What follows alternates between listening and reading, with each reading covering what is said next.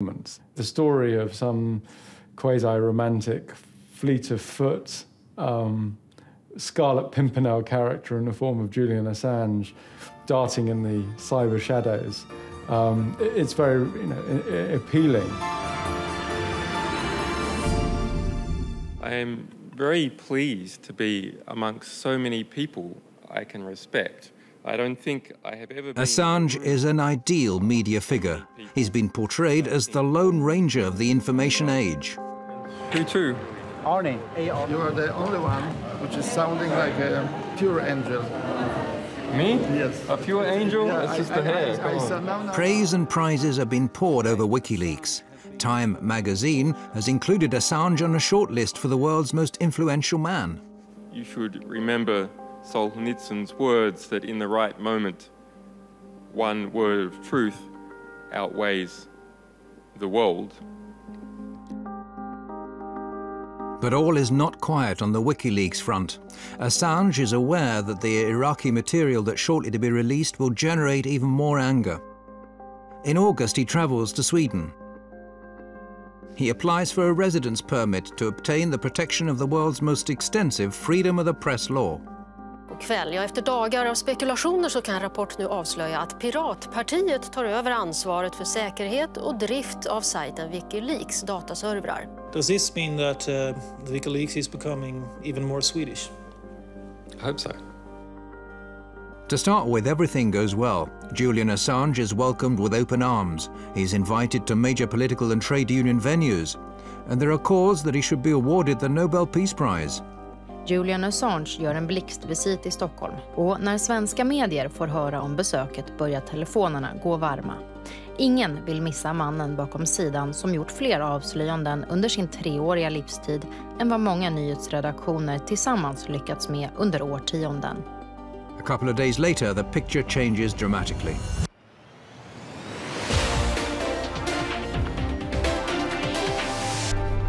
Åklagare har nu beslutat att inleda en förundersökning mot WikiLeaks-grundaren Julian Assange. WikiLeaks grundare Julian Assange förhördes igår kväll. Swedish authorities have issued an arrest warrant for WikiLeaks founder Julian Assange. He's accused of rape and molestation. On the 20th of August, Assange is accused of rape. The alleged crime is immediately leaked to the world press. Behind the accusation are 2 women who had casual relationships with Assange. The women don't make any public statements, but the important evening paper Aftonbladet publishes an anonymous interview with one of them, which states that what started as voluntary sex subsequently became what she described as abusive. But she's not afraid of him, and he's not violent. All right, Julian Assange, the WikiLeaks founder and the target of the rape allegations, joins me now on the line. Thank you so much for speaking to us, Mr. Assange. What do you think about this? Clearly it is a smear campaign of some kind. Well, I came to Sweden as a refugee publisher involved with a extraordinary publishing fight with the Pentagon, where our people were being detained with an attempt to prosecute me for espionage. So I'm unhappy and disappointed with how the Swedish justice system has been abused. Assange says he never forced anyone to have sex and that the judicial system has been misused. He implies that he's a victim of personal revenge and US pressure. That troubled a lot of us that had worked with the organization, the way this case was mixed with WikiLeaks.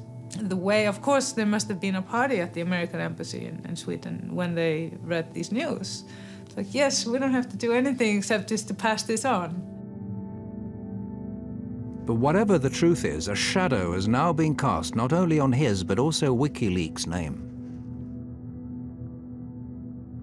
The rape allegations lead to a storm of protests from WikiLeaks.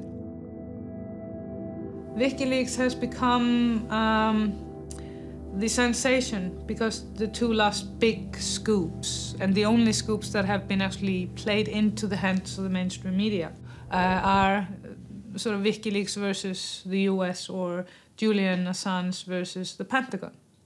This is not what WikiLeaks is about. It is a site that focuses on all sorts of leaks from all over the world. It has weakened the organization. That is my perception. Too much focused on one person, and one person is always much weaker than an organization. The difference of opinion began when Assange decided to put all of WikiLeaks' resources into the giant American disclosures. And it's now grown into a serious source of discontent regarding how the organization should be run. I think the wisest thing to do would have been to do this slowly, step by step, to grow the project. That did not happen. What happened was to pick out the biggest releases, to release these, to put all effort, all resources, everything we had into producing these releases. Other voices join in the criticism, some through anonymous media interviews, and now it's Assange's turn to look for leaks. This is an extract from a chat between Domscheit-Berg and Assange.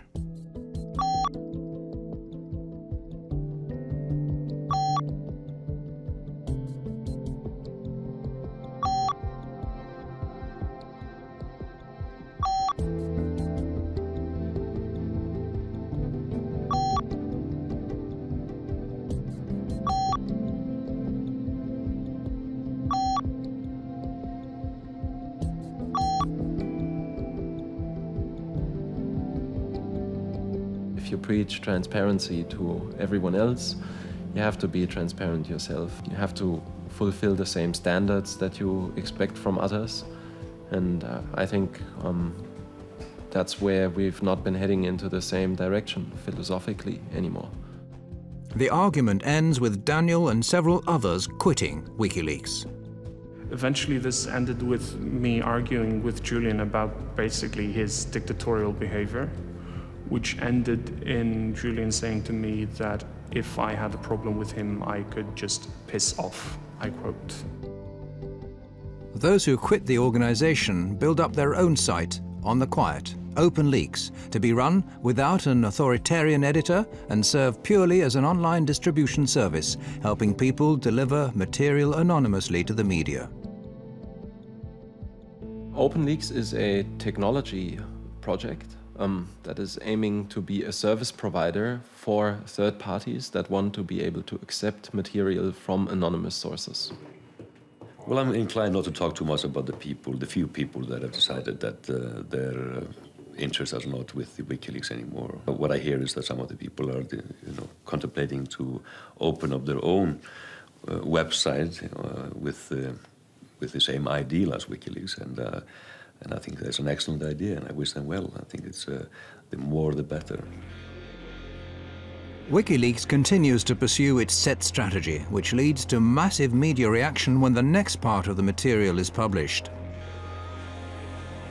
I can't think of any case where a satellite news channel, the BBC Radio World Service, terrestrial channels and broadcasters and the internet are all going to go at the same time on a story. This disclosure is about the truth. They're the secret files from the Iraq war. Internetplattform WikiLeaks. Det är webbplatsen WikiLeaks som publicerat omkring 400 000 sidor hemligstämplade amerikanska dokument. So let me just say, with regards to the allegations of not intervening when coming across detainee abuse, not true. The Iraq leak hits the headlines around the world. Thanks to Assange's strategy, the leak has a huge impact and greatly boosts WikiLeaks' resources. Now 40 volunteers are brought in to work more or less full-time for the organization, with another 800 people available for specific tasks. WikiLeaks are well into planning the release of future disclosures. But first, there's still the final part of the US material to be released. For this latest release, we have chosen a different methodology. We have tried to pull it out over time, rather than having it all go out in one hit. This time, however, the new material contains disclosures, the consequences of which are far harder to assess than previous releases. Nu är de ute, de första av tusentals handlingar med hemlig amerikansk diplomatpost. The United States strongly condemns the illegal disclosure of classified information. In a storm of criticism, WikiLeaks are accused of threatening world peace. Are they and their media partners sufficiently competent to gauge the consequences of releasing hundreds of thousands of diplomatic dispatches, covering everything from nuclear reactors in Iran to Saudi Arabian domestic policy? Or is it again a matter of the end justifying the means? For Christian Hrafnsson, things are much simpler than that. I think Mr. Assange is actually waging political warfare, too. He's not using weapons, but he's not using purely soft things either, like words. He's using information, wielding information against us, if you will. That, to me, is what political warfare is. By and large, WikiLeaks is a force for good. I think you can't just be absolute on this. WikiLeaks is very, very powerful, and I think one has to be cautious of anything that's very, very powerful in life.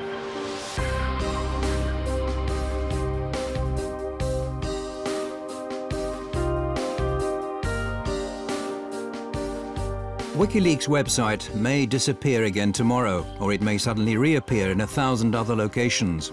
History is still in the process of being written, and the rape allegations are a long way from being settled. One thing's clear. Whatever happens, WikiLeaks have sown a seed, a thought that's impossible to erase. It's about new ways and new channels of disseminating classified information that'll have a profound effect on transparency, not only on the net, but in a broader global dimension. Well, what I really learned in the last 3 years is that a difference can be made bottom-up and not only top-down. Information does not respect borders. States are going to have to rethink how they approach information.